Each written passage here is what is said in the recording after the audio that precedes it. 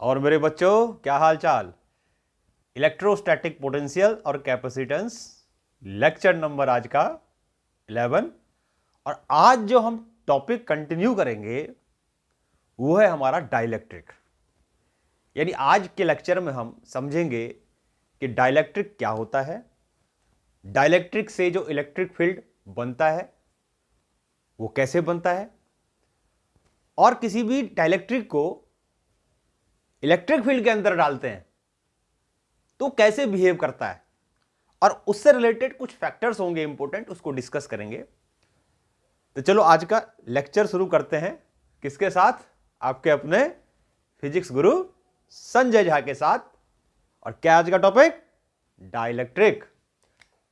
तो देखो, डाइलेक्ट्रिक का मतलब है डाइलेक्ट्रिक। सबसे पहले देखो डाइलेक्ट्रिक को हम कभी कभी इंसुलेटर भी कहते हैं, या कॉमनली अगर हम बोलेंगे तो डाइलेक्ट्रिक इज इंसुलेटर, या ऐसे कहो कि इंसुलेटर का ही दूसरा नाम क्या है?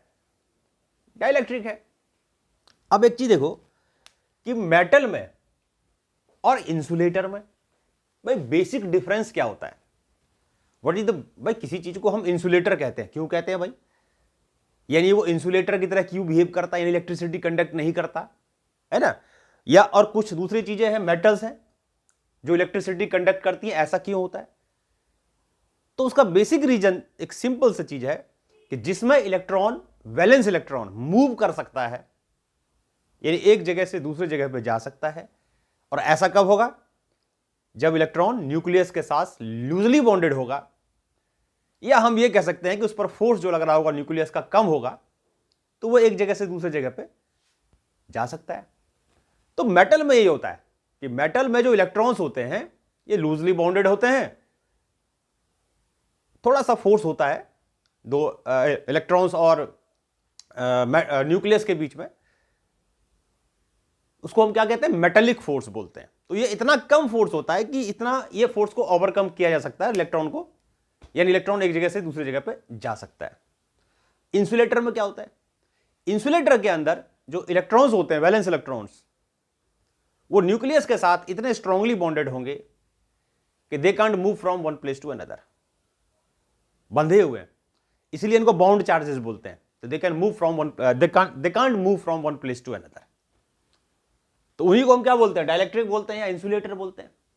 यहां पर हमें देखना है कि ये जो डाइलेक्ट्रिक होता है या इंसुलेटर होता है, इसको जब हम एक्सटर्नल फील्ड के अंदर डालते हैं, यानी इस पर मान लो एक ऐसा रीजन में डाल दिया इसको हमने जहां पर इलेक्ट्रिक फील्ड है, तो उस इलेक्ट्रिक फील्ड के अंदर वो कैसे बिहेव करेगा, how it behaves when it's placed in external electric field, ये इसको डिस्कस करना है हमें।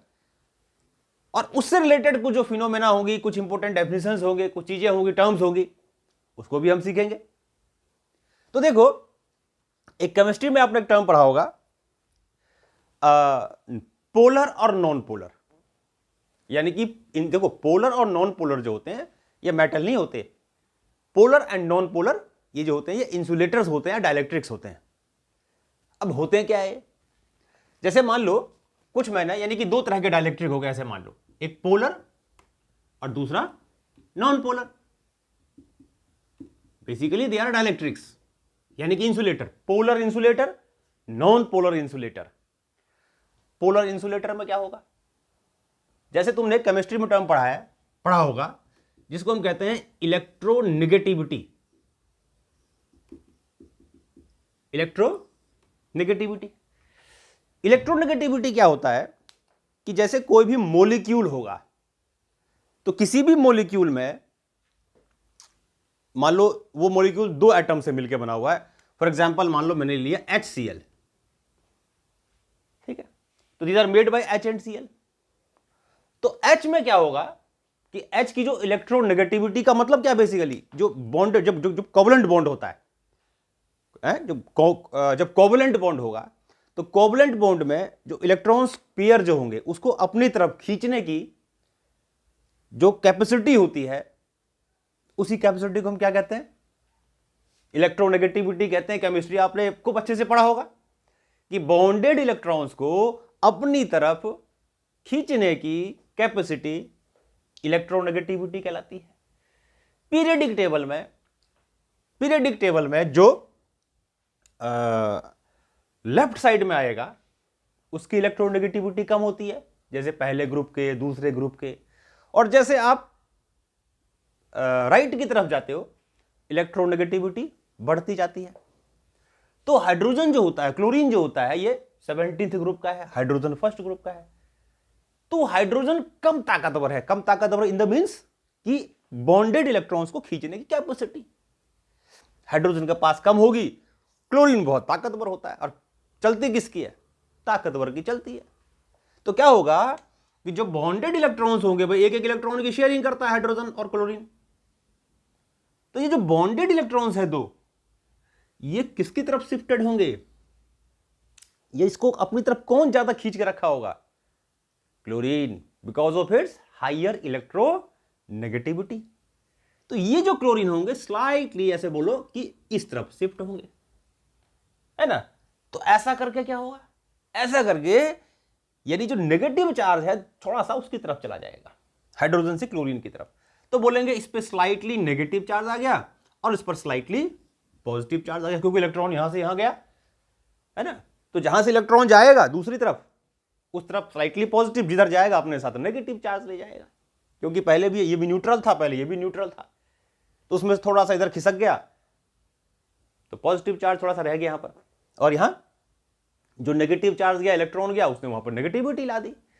तो इस तरह के मॉलिक्यूल को अगर हम बोलेंगे तो यानी इसके अंदर क्या हुआ कि एक डाइपोल मोमेंट डेवलप हो गया। इसके अंदर क्या हुआ? डाइपोल मोमेंट डेवलप हुआ। यानी ऐसे ऐसे एटम्स, ऐसे सब्सटेंस के मॉलिक्यूल्स जिनमें एक एटम की इलेक्ट्रोनेगेटिविटी ज्यादा होगी, दूसरे की कम होगी, उसके अंदर क्या होगा? एक डाइपोल मोमेंट डेवलप हो जाएगा, परमानेंट डाइपोल मोमेंट होगा उसके अंदर।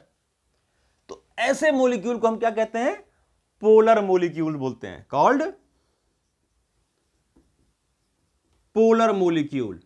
और ऐसे सब्सटेंस को या ऐसे डाइलेक्ट्रिक को पोलर डाइलेक्ट्रिक बोलते हैं। क्या बोलेंगे? पोलर डाइलेक्ट्रिक बोलेंगे। यानी polar dielectrics are those dielectrics in which individual molecules have some dipole moment, यानी उनका अपना क्या होता है? डाइपोल मोमेंट होता है। तो what is polar dielectric? In which individual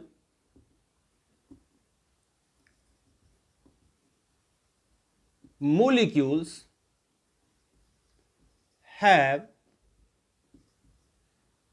some dipole moment। भाई कितना डाइपोल मोमेंट होगा डिपेंड करेगा, एक की इलेक्ट्रोनेगेटिविटी कम है, दूसरे की ज्यादा है, तो कितनी कम है और कितनी ज्यादा है उस पर डिपेंड करेगा, लेकिन डाइपोल मोमेंट तो क्रिएट होगा। तो क्या बोल देंगे इसको? पोलर डाइलेक्ट्रिक बोलेंगे। फिजिक्स में इसको हम ऐसे नहीं दिखाएंगे, फिजिक्स में इसको हम ऐसे दिखाएंगे, इस मॉलिक्यूल को एक तरफ प्लस एक तरफ माइनस, ऐसे, और हैविंग सम डाइपोल मोमेंट जो भी, तो इसको हम ऐसे दिखाएंगे, ठीक। दूसरा आता है नॉन पोलर। नॉन पोलर में क्या होगा? जिसमें ऐसा नहीं होगा। नहीं होने का मतलब क्या है कि भाई मान लो कोई भी मॉलिक्यूल, फॉर एग्जांपल मान लो मैंने O2 लिया, है ना, तो O2 क्या है? दो ऑक्सीजन से बना हुआ है भाई, ये ऑक्सीजन एक, ये ऑक्सीजन दो, ये दो दो इलेक्ट्रॉन की शेयरिंग कर ली इसने, है ना। ध्यान रखना इंसुलेटर में हमेशा कोवलेंट बॉन्ड होगा, शेयरिंग होगी हमेशा। तो ये दोनों की ताकत बराबर है, तो दोनों की ताकत बराबर है, तो वो क्यों देगा और वो क्यों देगा? दोनों बराबर बराबर खींचेगा, है ना। तो ऐसे केसेस में क्या होंगे? जो बॉन्डेड इलेक्ट्रॉन होंगे, हम ऐसे कह सकते हैं बिल्कुल बीचों बीच में होंगे, ना उसकी चल रही है ना उसकी चल रही है, दोनों बिल्कुल मिडिल में है ना। तो इस ऐसे सब्सटेंस के ऊपर, यानी ऐसे सब्सटेंस जो सब्सटेंस इन मॉलिक्यूल से बना हुआ है, उसको हम ऐसे बोलेंगे कि जिसमें सेंटर ऑफ पॉजिटिव, इसको ऐसा दिखाते थे, इसमें क्या दिखाएंगे? जहां पर सेंटर ऑफ पॉजिटिव चार्ज और सेंटर ऑफ नेगेटिव चार्ज दोनों एक ही जगह होगा। तो ऐसे मॉलिक्यूल क्या बोलेंगे? नॉन पोलर मॉलिक्यूल्स बोलेंगे, और ऐसे सब्सटेंस को नॉन पोलर सब्सटेंस बोलेंगे, नॉन पोलर डाइलेक्ट्रिक्स बोलेंगे। तो पोलर डाइलेक्ट्रिक बताया क्या? In which individual molecules have some dipole moment. इसमें क्या होगा? No dipole moment, no dipole moment किसका? No dipole moment individual atoms और मॉलिक्यूल्स का। अगर हम डेफिनेशन दें फिजिक्स की टर्म्स में, फिजिक्स की भाषा में, कि भाई what is polar dielectric? The dielectrics in which the centre of positive charge does not कंसाइड with the centre of negative charge. What is polar non polar dielectric? In which center of positive charge coincide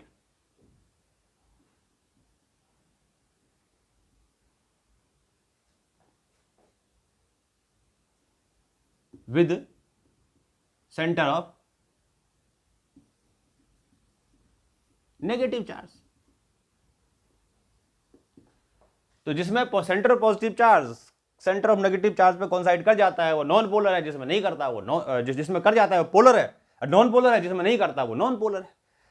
इसको ऐसे diagrams दिखाएंगे, इसको ऐसे diagrams दिखाएंगे। जैसे example क्या बताया, O2, Cl2, H2, ये सारे दो देखो है इन दोनों इंसुलेटर ही, लेकिन दोनों के मॉलिक्यूल्स का बिहेवियर अलग अलग तरीके से। क्यों? Because of the difference in the electronegativity. समझ में आ गया? अब देखो होगा क्या।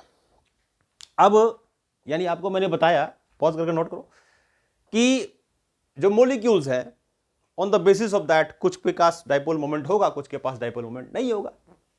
ठीक। अब इसका मतलब यह हुआ कि अगर मान लो मैं कहूं कि भाई मैं एक सब्सटेंस लेता हूं, स्लैब लेता हूं, इसका और इसका, तो क्योंकि इसके मॉलिक्यूल्स के पास तो डाइपोल मोमेंट नहीं है, तो पूरा सब्सटेंस अगर मैं लेता हूं, स्लैब लेता हूं, टुकड़ा लेता हूं किसी नॉन पोलर डाइलेक्ट्रिक का, तो उसका पूरे टुकड़े का डाइपोल मोमेंट जीरो होगा। नेट डाइपोल मोमेंट जीरो होगा? बिल्कुल होगा, क्योंकि मॉलिक्यूल्स का ही नहीं है, तो कहां से होगा? लेकिन अगर मैं इसकी बात करूं, यानी कि नॉन पोलर की बात करूं, तो बोलोगे जी इंडिविजुअल एटम्स का या मॉलिक्यूल्स का, क्योंकि डाइपोल मोमेंट है। तो डाइपोल मोमेंट है, इसका मतलब क्या हुआ? इसका मतलब यह हो गया कि इसके स्लैब का, अगर हमको इसका कोई स्लैब लेते हैं, टुकड़ा लेते हैं जिसमें मिलियंस ऑफ मॉलिक्यूल्स होंगे, तो स्लैब का कुछ डाइपोल मोमेंट होगा, ऐसा आएगा दिमाग में। ठीक है, क्योंकि मॉलिक्यूल्स का है, तो अगर बहुत बड़ा हम सब्सटेंस लेते हैं उसी मॉलिक्यूल से बना हुआ, तो पूरे सब्सटेंस का भी डाइपोल मोमेंट होना चाहिए। लेकिन ऐसा नहीं होता। क्यों नहीं होता? ऐसा इसलिए नहीं होता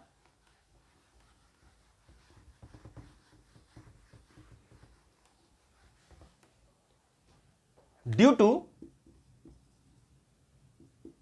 thermal agitation, net dipole moment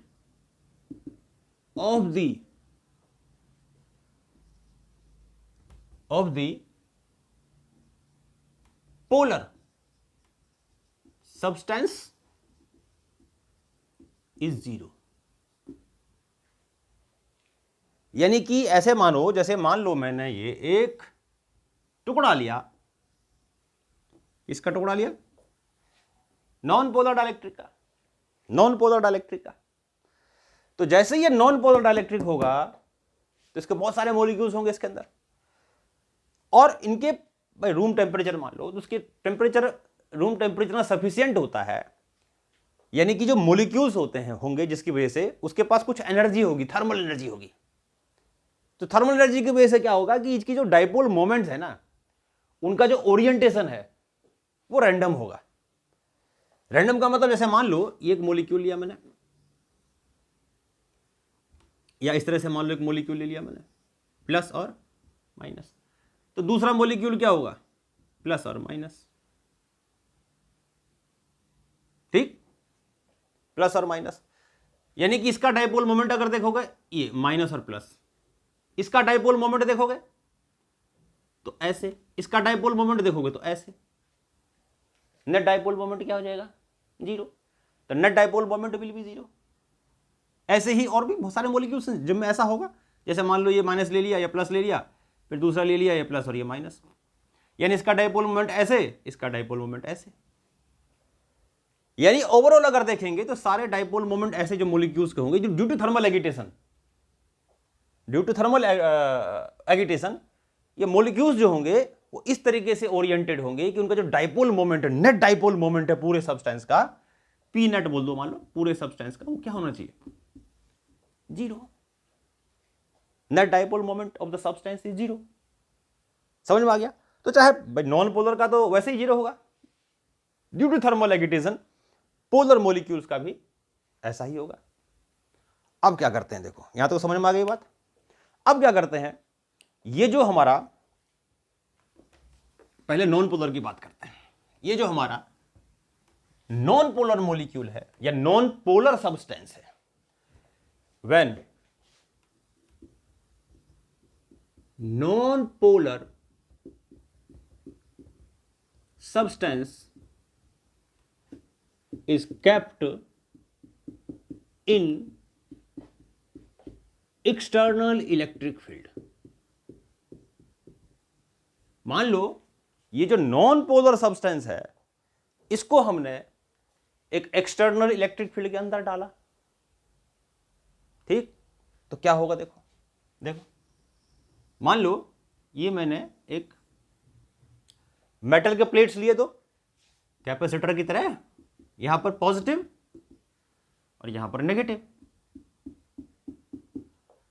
तो ये इलेक्ट्रिक फील्ड हो गया इस डायरेक्शन में, मान लेते हैं कितना है, E0 है, ठीक? अब इस इलेक्ट्रिक फील्ड के अंदर जो कि E0 है, इसके अंदर मैंने क्या करा, एक डाइलेक्ट्रिक का यानी कि नॉन पोलर डाइलेक्ट्रिक का स्लैब डाल दिया। तो नॉन पोलर डाइलेक्ट्रिक के स्लैब डालने से क्या होगा, जितने भी यहां पर मोलिक्यूल्स थे जिनमें सेंटर ऑफ पॉजिटिव चार्ज और सेंटर ऑफ नेगेटिव चार्ज अलग अलग था, उन सभी मोलिक्यूल्स पे यानी जो इलेक्ट्रॉन्स होंगे बेसिकली, उन इलेक्ट्रॉन्स पर क्या लगेगा, फोर्स लगेगा, है ना? तो उस फोर्स की वजह से क्या होगा, या टॉर्क की वजह से क्या होगा, जो एक्सटर्नल इलेक्ट्रिक फील्ड, आपने एक पढ़ा है टॉपिक, जब किसी हम डाइपोल को एक्सटर्नल इलेक्ट्रिक फील्ड के अंदर डालते हैं तो वो dipole try to align itself in the direction of the electric field. Direction of electric field में के डायरेक्शन में अप्लाई अपने आप को अलाइन करने की कोशिश करता है, ये भी करेगा। तो इसके अंदर जितने भी मोलिक्यूल्स होंगे वो अपने आप को कोशिश करेंगे इस तरह से, मान लो कोशिश करेंगे अपने आप को अलाइन करें इलेक्ट्रिक फील्ड के अलोंग डाइपोल मोमेंट। अब देखो इसका डाइपोल मोमेंट ऐसे होगा ना, इसका भी डाइपोल मोमेंट ऐसे होगा, इसका भी ऐसे होगा, तो ये कोशिश कर रहा है, यानी इलेक्ट्रिक फील्ड इसको अलाइन करने की कोशिश कर रहा है, यानी कि डाइपोल्स जो है मोलिक्यूल्स के, they try to align itself in the direction of external electric field या अप्लाइड इलेक्ट्रिक फील्ड। सारे मॉलिक्यूल्स के पास ऐसा ही होगा, ऐसा ही करने की कोशिश करेगा। इस तरह से मान लेते हैं कुछ सारे मॉलिक्यूल। देखो अब यहां पर मैं कहोगे कि यहां पर आपने अलाइन तो किया लेकिन परफेक्टली नहीं किया। अब नेचुरल सी बात है ना, कितना अलाइन करेगा वो डिपेंड करेगा ना कि कितना तेजी से फोर्स टॉर्क लगा, that torque depends on the applied electric field. तो ऐसा कुछ हो जाएगा, मैं मान, अच्छा इसमें देखो ये जो इलेक्ट्रिक फील्ड है ये उसको अलाइन करने की कोशिश कर रहा होगा अपने डायरेक्शन के अलोंग, लेकिन जो थर्मल एगिटेशन है वो उसको रोकने की कोशिश कर रहा होगा। यहां भी वही बात, किसकी ज्यादा चलेगी, जो ताकतवर है। थर्मल एगिटेशन ज्यादा है तो उसकी चलेगी, इलेक्ट्रिक फील्ड का टॉर्क ज्यादा है तो उसकी चलेगी। तो यहां पर क्या हो रहा है, जैसे जैसे हम इलेक्ट्रिक फील्ड को बढ़ाते जाएंगे उसकी ताकत बढ़ती जाएगी, ऐसे मान लो टॉर्क बढ़ता जाएगा और इसका जो अलाइनमेंट है वो और अच्छे से होता जाएगा along the direction of electric field. और जब electric field sufficiently strong, pause करके नोट कर लो उसको, ये मैं ये मान के चल रहा हूं कि इलेक्ट्रिक फील्ड इतना स्ट्रॉन्ग नहीं है, तो कोशिश तो कर रहा है लेकिन परफेक्टली अलाइन नहीं हो रहा, परफेक्टली अलाइन नहीं हो रहा। अगर ये सिस्टम, यानी हम ये कहें कि जो अप्लाइड इलेक्ट्रिक फील्ड है वो सफिशिएंटली स्ट्रॉन्ग हो जाए, व्हेन, इसको पॉज करके नोट कर, उसको मिटाऊंगा, when applied electric field, applied electric field is sufficiently strong. जो अप्लाइड इलेक्ट्रिक फील्ड है वो सफिशिएंटली मान लो स्ट्रॉन्ग हुआ है, इसको पॉज कर नोट करो, मिटा रहा हूं उसको मैं भी। जब फिर सफिशिएंटली स्ट्रॉन्ग होगा, इसी में चेंज कर रहा हूं मैं, तो क्या होगा, ये जो अलाइनमेंट है ये लगभग परफेक्ट होने लगेगा। 100% परफेक्ट तो नहीं, लेकिन परफेक्ट होने लगेगा, परफेक्ट की तरफ जाने लगेगा। यानी कि ये अलाइनमेंट लगभग ऐसा हो जाएगा, देखो प्लस माइनस ये लगभग ऐसा हो जाएगा।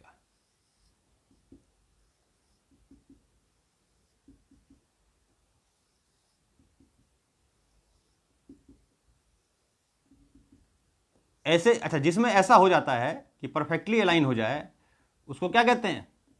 ऐसे डायलेक्ट्रिक को होमोजीनियस एंड आइसोट्रोपिक। होमोजीनियस और आइसोट्रोपिक सभी में ऐसा नहीं होगा। किसमें होगा ऐसा? होमोजीनियस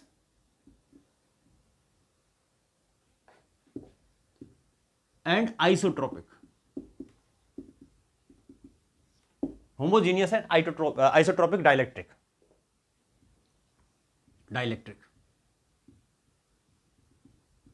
ये तो ये अलाइनमेंट जो इसका लगभग, देखो मैंने क्या कर दिया, बिल्कुल एक मतलब just along the direction of electric field कर दिया सभी के।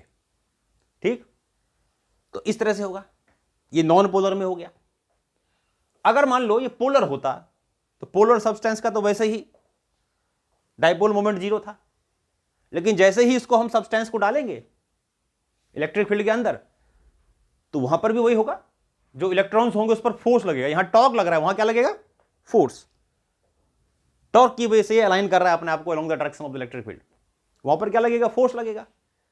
और फोर्स से क्या होगा? इलेक्ट्रॉन्स जो होंगे फिर वो, और इलेक्ट्रॉन्स पे जो फोर्स लगेगा वो इलेक्ट्रिक फील्ड के ऑपोजिट लगेगा। तो यानी जो इलेक्ट्रिक फील्ड का हायर पोटेंशियल है वो इलेक्ट्रॉन्स को अपनी तरफ खींच लेगा, ऐसे मान लो। तो वो मॉलिक्यूल्स भी फिर ऐसे ही बन जाएंगे लगभग।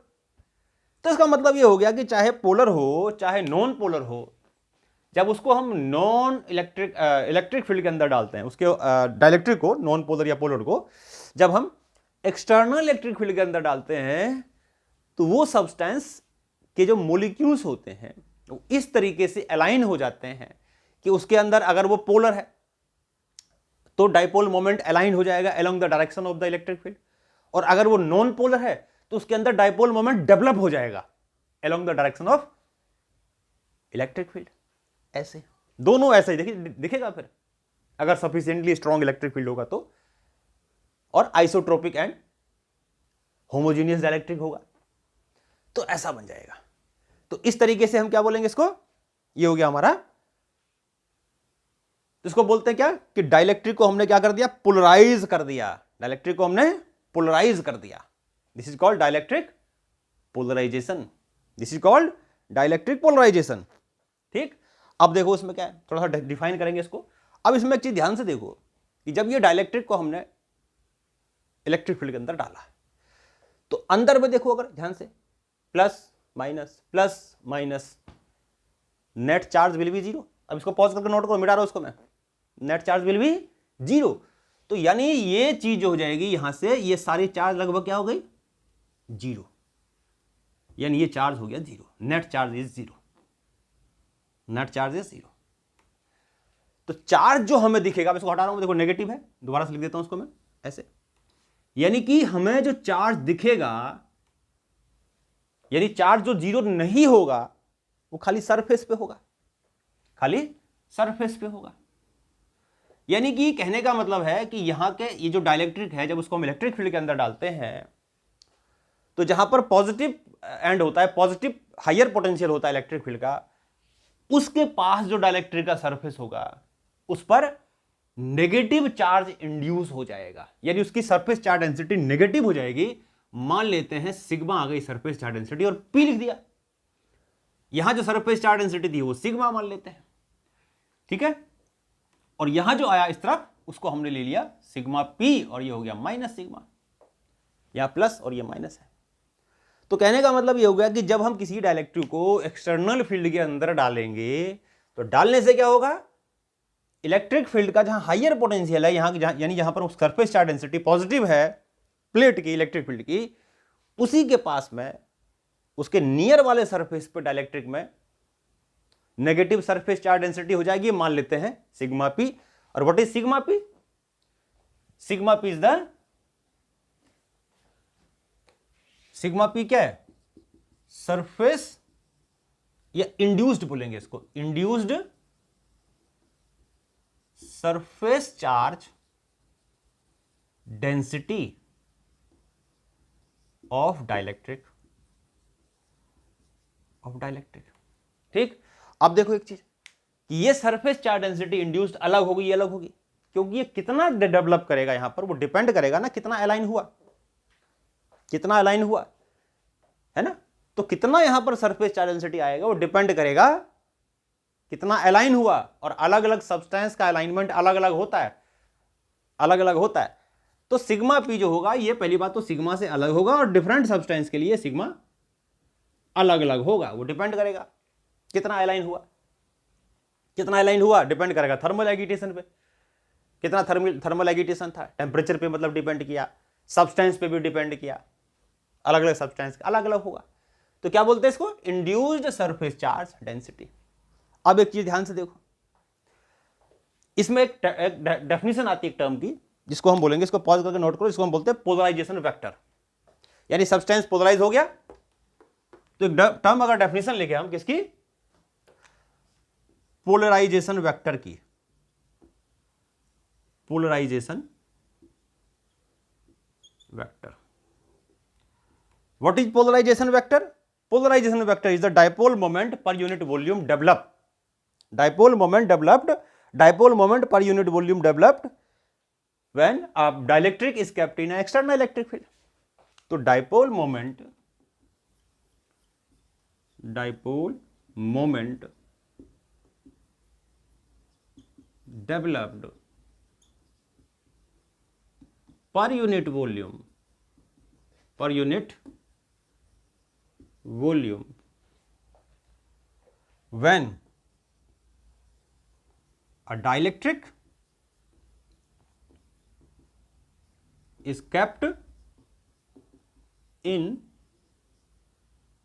a dielectric is kept in external electric field, external electric field. The dipole moment developed per unit volume when a dielectric is kept in external electric field is called polarization vector. क्या बोलेंगे इसको? Polarization vector बोलेंगे, ठीक। अब मान लो ये जो polarization vector है इसको हम निकालते हैं या इसका फार्मूला ड्राइव करते हैं, देखते हैं ये सरफेस चार्ज डेंसिटी पे कैसे डिपेंड कर रहा है। तो पॉज करके नोट करो, ये साइड में कर देता हूं चलो मैं, यानी रिलेशन निकालता हूं छोटा सा रिलेशन, इसको पी वेक्टर से डिनोट कर देंगे। तो relation between polarising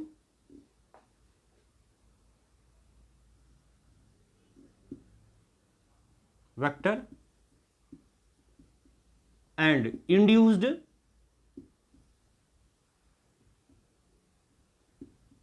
surface charge density, relation between polarizing vector and induced surface charge density, इनमें रिलेशन निकालते हैं। क्या रिलेशन होगा देखो,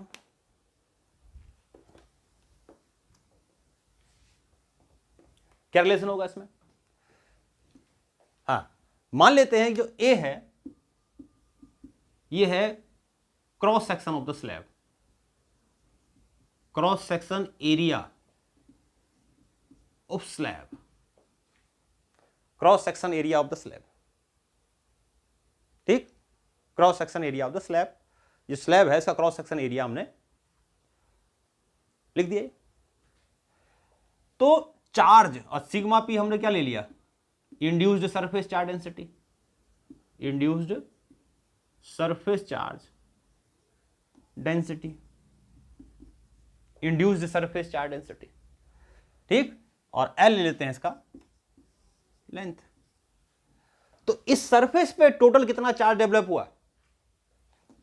total charge induced on surface, induced on surface,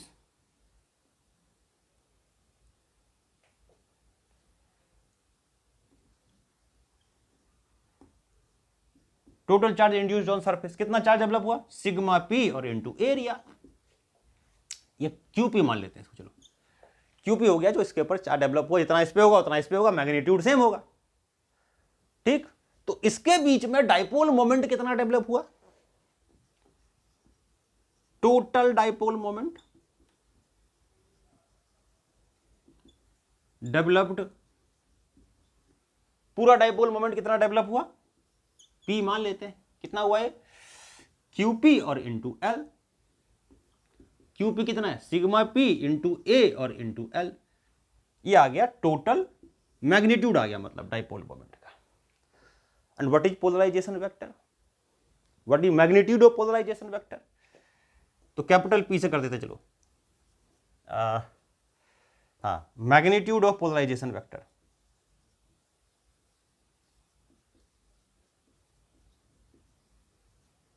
polarising vector क्या होगा? मैग्नीट्यूड ऑफ पोलराइजेशन वेक्टर यहां लिख देते हैं, आगे नीचे जगह है क्या? चलो ये लिखते हैं नीचे। What is the magnitude of polarization vector? P, capital P मान लिया, तो ये मैंने स्मॉल p ले लिया। स्मॉल p सपोज करो स्मॉल p है, small p divided by volume यानी एरिया इनटू लेंथ। इसी की ये डेफिनेशन है पोलराइजिंग वेक्टर की, यानी कि dipole moment developed per unit volume is called polarizing vector. Magnitude of polarizing vector, P की वैल्यू क्या है? P है हमारा sigma P into A into L और divided by A into L, तो ए इंटू एल से cancel हो गया, तो P जो आ गया हमारा, P पोलराइजिंग वेक्टर का मैग्नीट्यूड, वो सिग्मा के इक्वल आ गया। बहुत इंपॉर्टेंट रिलेशन है। यानी कहने का मतलब ये हो गया कि magnitude of the polarising vector यानी dipole moment per unit volume, यानी जितना डाइपोल मोमेंट ज्यादा होगा यूनिट वॉल्यूम पे, कब होगा? जब उसका उतना जितना ज्यादा इंड्यूस्ड सरफेस चार्ज डेंसिटी होगी। यानी more is the induced surface charge density, more is the magnitude of the polarising vector. और what is polarising vector? Polarising vector is the induced dipole moment developed per unit volume. ये dipole moment जो surface charge density के induction से होती है, induced होने से होती है, उसी को क्या कहते हैं हम? पोलराइजिंग वेक्टर बोलते हैं। समझ में आ गया? तो ये हमारा हो गया कि रिलेशन हो गया पोलराइजिंग वेक्टर के मैग्नीट्यूड में और सरफेस चार्ज डेंसिटी में। पॉज करके नोट करो। आगे देखो उसमें क्या है, डाइलेक्ट्रिक कांस्टेंट।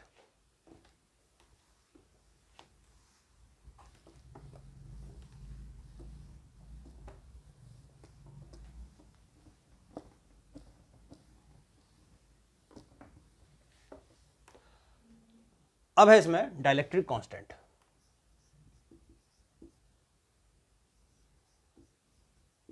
डाइलेक्ट्रिक कांस्टेंट या इसको हम कहते हैं रिलेटिव इलेक्ट्रिक परमिटिविटी।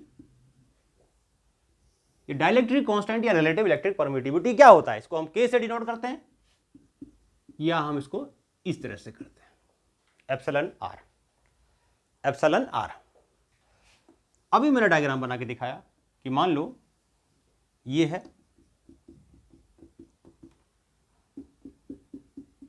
कैपेसिटर का प्लेट, इसके बीच में हमने एक डाइलेक्ट्रिक स्लैब डाल दिया।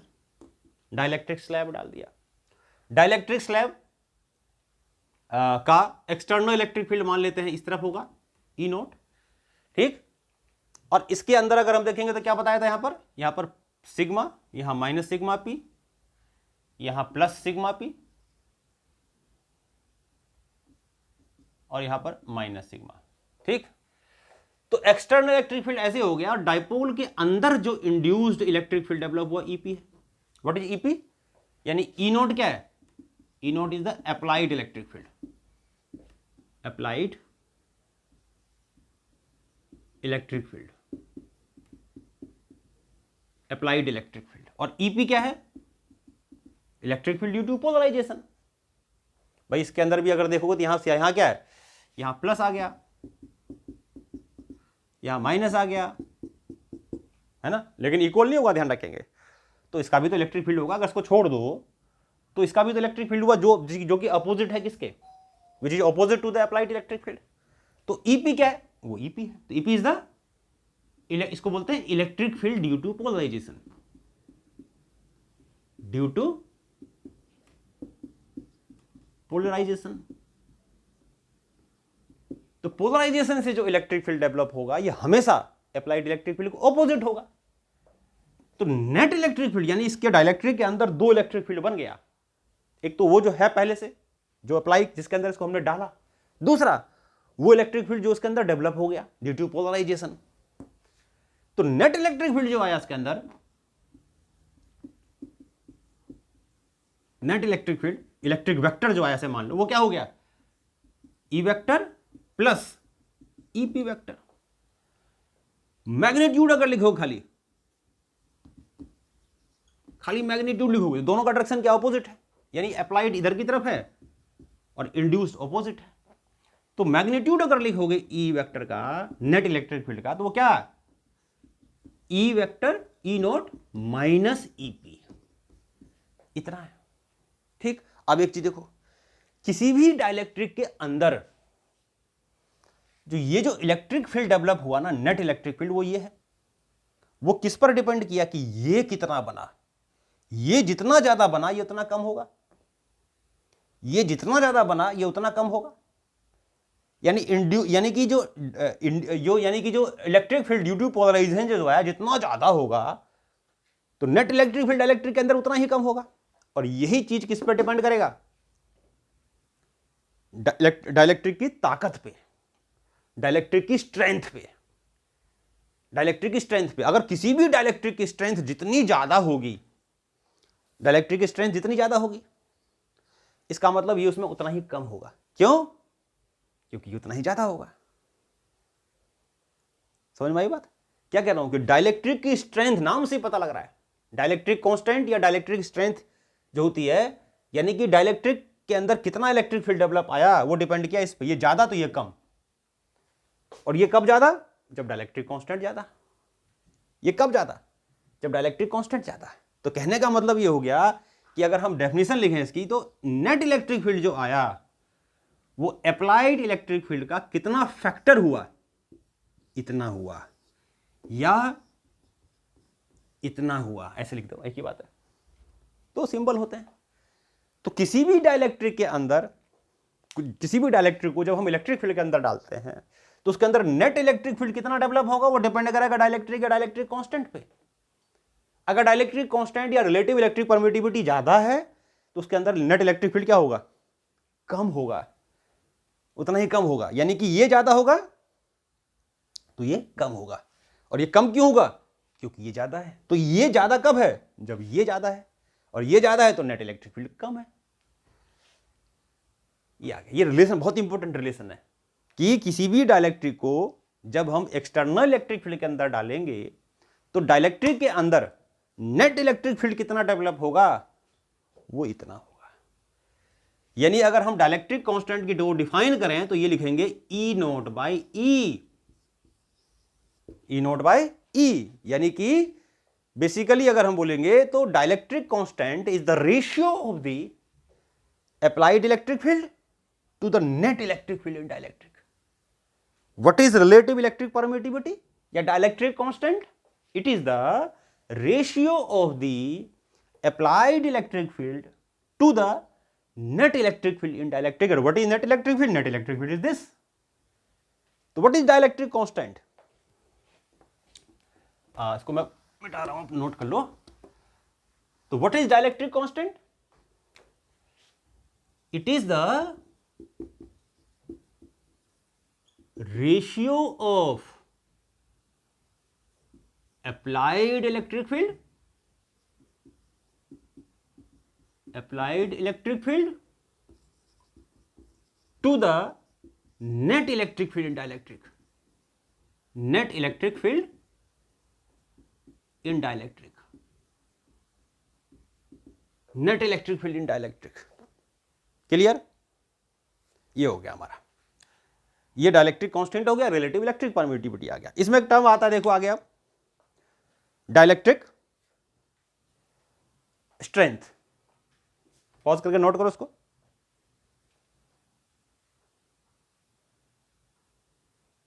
डाइलेक्ट्रिक स्ट्रेंथ,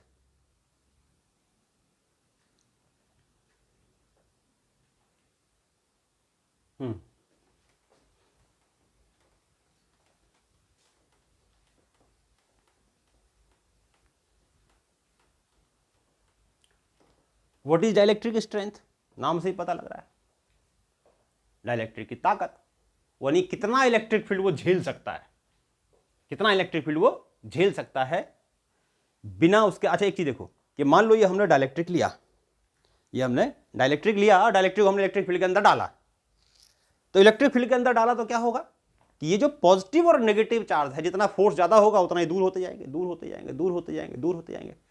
एक बार इतनी ताकत लगा दो इलेक्ट्रिक फील्ड की वजह से कि वो ताकत सफिशिएंट हो किसको, इलेक्ट्रॉन को मोलिक्यूल या एटम से डिटैच करने के लिए, तो क्या होगा भाई, इलेक्ट्रॉन्स डिटैच हो जाएंगे मोलिक्यूल से, और क्या होगा, और वो इंसुलेटर उस टाइम फिर इंसुलेटर नहीं रहेगा, insulator becomes conductor,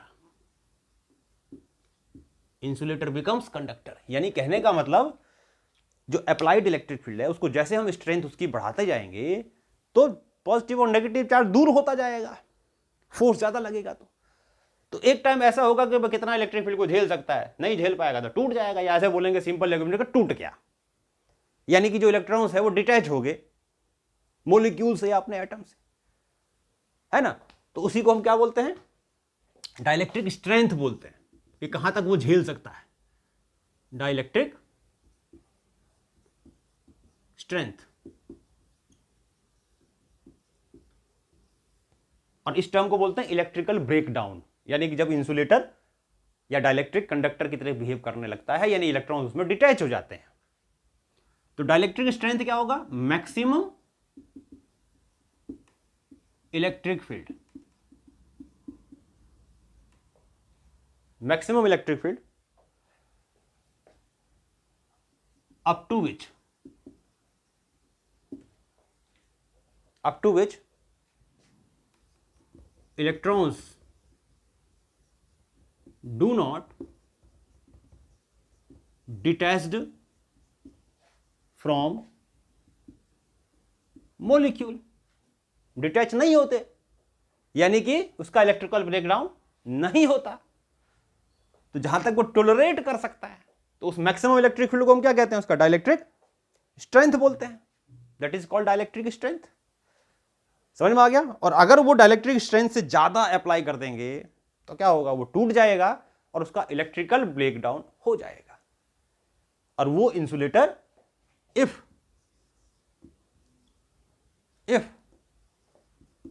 external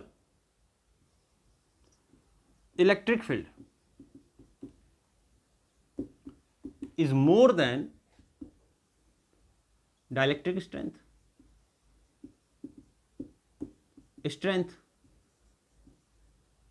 then there will be electric breakdown of dielectric, electric breakdown of dielectric, and dielectric becomes conductor, यानी कि इलेक्ट्रॉन्स डिटैच हो जाएंगे और डाइलेक्ट्रिक्स बिकम्स कंडक्टर। तो इसको बोलते हैं इलेक्ट्रिकल ब्रेकडाउन। तो भाई इंसुलेटर की तरह बिहेव कराना है तो इतना इलेक्ट्रिक फील्ड डालो जो डाइलेक्ट्रिक स्ट्रेंथ से कम हो उसकी, नहीं तो टूट जाएगा। ठीक है, अब आगे एक छोटा सा रिलेशन डेवलप करते हैं कि what is relationship between magnitude of induced charge and dielectric constant, magnitude of induced charge and dielectric constant।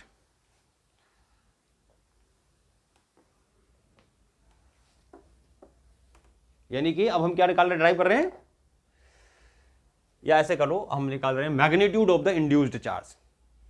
क्या फॉर्मूला निकाल रहे हैं, magnitude of induced charge.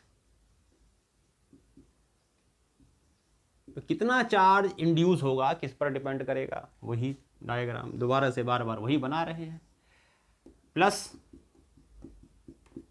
Minus और dielectric surface charge density sigma minus sigma P plus sigma P minus sigma E not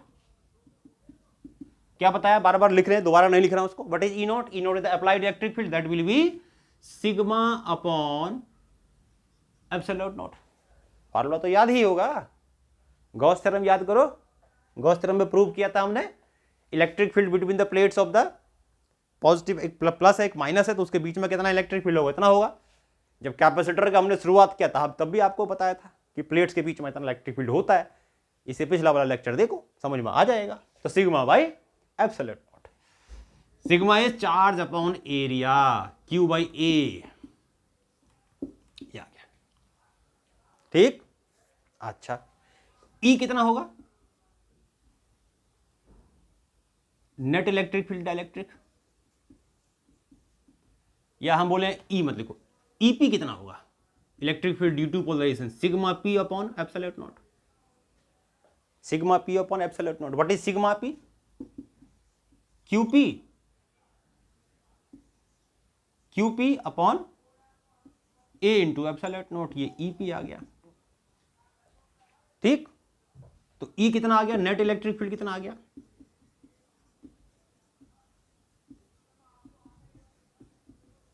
net electric field in dielectric. तो dielectric के अंदर net electric field कितना होगा? ई नोट माइनस ईपी. ई note कितना है? E naught is ये और ये हो गया, ईपी कॉमन ले लेता हूं, जो कॉमन डायरेक्ट कॉमन ले ले चलो, 1 upon A epsilon naught common आ गया. ये आ गया हमारा क्यूपी, क्यू माइनस क्यूपी. ये नेट इलेक्ट्रिक फील्ड आ गया. Equation number third. Equation number third. Also we know, अभी हमने लिखा, ऑल्सो वी नो कि जो E होगा that is E naught by K. And what is E naught? E naught is sigma upon epsilon naught into K. Sigma की जगह क्या डाल देंगे? Q by A. Charge upon area is called surface charge density. Equation number 4. अब क्या करो? 3 और 4 को इक्वेट कर दो. 3 और 4 को इक्वेट कर दो. इसको पॉज करके नोट करो, हटा रहा हूं उसको मैं.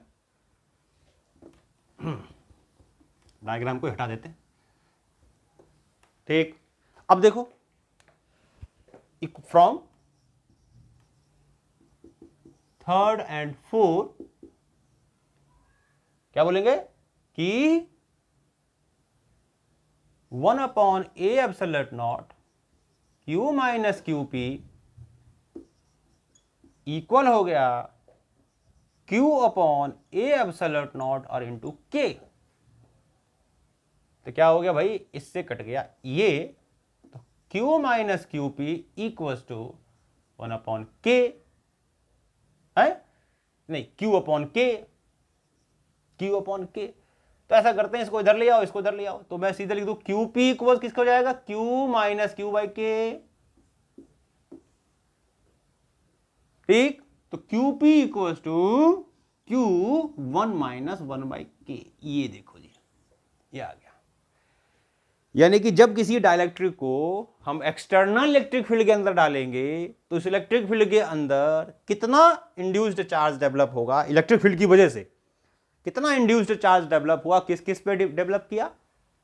क्यू पे. यानी कि जो अप्लाइड इलेक्ट्रिक फील्ड है उसका बेसिकली देखेंगे तो उसी पे डिपेंड कर रहा है. क्यों? क्यू का मतलब जो एक्सटर्नल प्लेट, जो प्लेट्स हैं, जिस चार्ज की वजह से एक्सटर्नल इलेक्ट्रिक फील्ड है उसकी स्ट्रेंथ कितनी है, और एक डाइलेक्ट्रिक कांस्टेंट पे. डाइलेक्ट्रिक कांस्टेंट ज्यादा होगा तो इसकी वैल्यू कम होगी, तो डिफरेंस ज्यादा होगा, क्यूपी की वैल्यू ज्यादा होगी. यानी जितना कम डाइलेक्ट्रिक कांस्टेंट, जितना कम डाइलेक्ट्रिक कांस्टेंट, क्यूपी भी उतना ही कम. क्योंकि ये कम तो ये टोटल ज्यादा, और ये टोटल ज्यादा तो ये भी ज्यादा. यानी के की वैल्यू जितनी ज्यादा होगी, क्यूपी की वैल्यू क्या होगी? उतनी ही क्यू की वैल्यू ज्यादा. तो ये 1 माइनस 1 बाई के कम. भाई 1 अपॉन के, अगर के की वैल्यू ज्यादा है तो 1 अपॉन के कम हो जाएगा, तो 1 अपॉन के कम हो जाएगा तो फिर ये ज्यादा हो जाएगा, ये ज्यादा हो जाएगा तो ये भी ज्यादा हो जाएगा. तो बेसिकली अगर बोलेंगे तो Q directly proportional to QP, directly proportional to K. यानी कि इंड्यूस्ड चार्ज ज्यादा कब डेवलप होगा? जब ज्यादा डाइलेक्ट्रिक कांस्टेंट होगा। More dielectric constant more is the induced charge. ठीक, more dielectric constant less electric field, है ना, लेकिन ज्यादा इंड्यूस्ड चार्ज। तो ज्यादा इंड्यूस्ड चार्ज होगा, इलेक्ट्रिक फील्ड अपने आप कम हो जाएगा। बोले तो के ज्यादा क्यूपी भी ज्यादा, और के ज्यादा तो इलेक्ट्रिक फील्ड कम, नेट इलेक्ट्रिक फील्ड कम। तो ये हमने आज थोड़ा डाइसेक्शन किया। किसको डाइसेक्ट किया हमने? उसके अंदर घुस के देखा कि डाइलेक्ट्रिक क्या होता है। यानी डाइलेक्ट्रिक की दुनिया में थे आज हम, और हमने समझा कि डाइलेक्ट्रिक क्या होता है, कितने तरह के होते हैं, उससे रिलेटेड कुछ चीजें हमने सीखी। डाइलेक्ट्रिक कांस्टेंट क्या होता है, नेट इलेक्ट्रिक फील्ड क्या होगा डाइलेक्ट्रिक के अंदर, इंड्यूस्ड चार्ज क्या होता है। तो ये सब चीजें, ये सारे टॉपिक आज हमने कवर किए। नेक्स्ट लेक्चर में हम करेंगे कि जब डाइलेक्ट्रिक को इलेक्ट्रिक फील्ड के अंदर डाला, यानी कैपेसिटर के प्लेट्स के बीच में डाला, तो इलेक्ट्रिक कैपेसिटेंस उसका कितना चेंज होगा, यानी उसका हम फार्मूला ड्राइव करेंगे पहले कि जब डाइलेक्ट, बहुत इंपॉर्टेंट है, वेरी वेरी इंपॉर्टेंट, कि when dielectric is placed between the plates of a capacitor, what is the electric capacitance. हमने खाली वाली का किया, A epsilon naught by D, conductor भर के देखा तो डी माइनस टी हो गया नीचे। ये लास्ट लेक्चर में हमने किया था, लेक्चर नंबर 10। अगले लेक्चर में हम क्या करेंगे, अब सीखेंगे कि जब डाइलेक्ट्रिक से भर देंगे कैपेसिटर के प्लेट्स को, तो कैपेसिटेंस कितना चेंज होगा, क्या होगा। तो ये सब चीजें हम करेंगे नेक्स्ट लेक्चर में। तब तक के लिए आज के लेक्चर में जो पढ़ाया, पढ़ते रहो, सीखते रहो, सिखाते रहो। Tata bye.